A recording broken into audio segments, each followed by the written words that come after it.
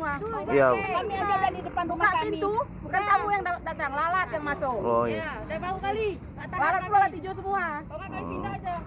Saudaraku, warga Blangkolak 1, Kecamatan Bebesen, Aceh Tengah ramai-ramai menutup tempat pembuangan sampah atau TPS yang tak jauh dari tempat tinggal mereka pada Rabu 14 Januari 2026.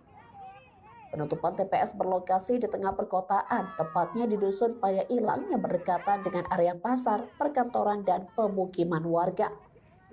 Amatan Tribun Gayo, warga tidak tahan setiap hari mencium aroma busuk serta kerumunan lalat di komplek tempat mereka tinggal.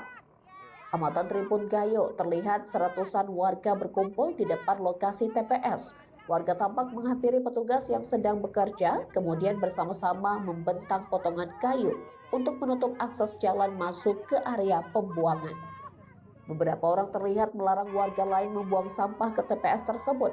Tumpukan sampah di area TPS dan kerumunan lalat di permukaan sampah. Keluhan warga soal aroma busuk yang mengganggu lingkungan pemukiman dan area perkantoran di sekitarnya. Suasana di TPS terjadi kegaduhan dan ketegangan singkat saat warga melakukan penutupan akses sebagai bentuk protes. Penutupan itu dilakukan karena warga mengaku tak tahan mencium bau busuk yang muncul setiap hari dan terganggu oleh banyaknya lalat yang berterbangan di komplek pemukiman mereka. Lokasi TPS di Dusun Paya Ilang berdekatan dengan area pasar, perkantoran, dan pemukiman sehingga dampak bau dan lalat dirasakan langsung oleh warga sekitar.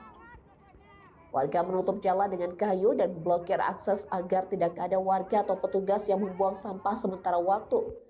Hingga berita ini diturunkan belum ada keterangan resmi dari pihak kecamatan, dinas kebersihan, atau pengelola TPS terkait langkah penanganan dan rencana pemindahan atau pembersihan lokasi tersebut.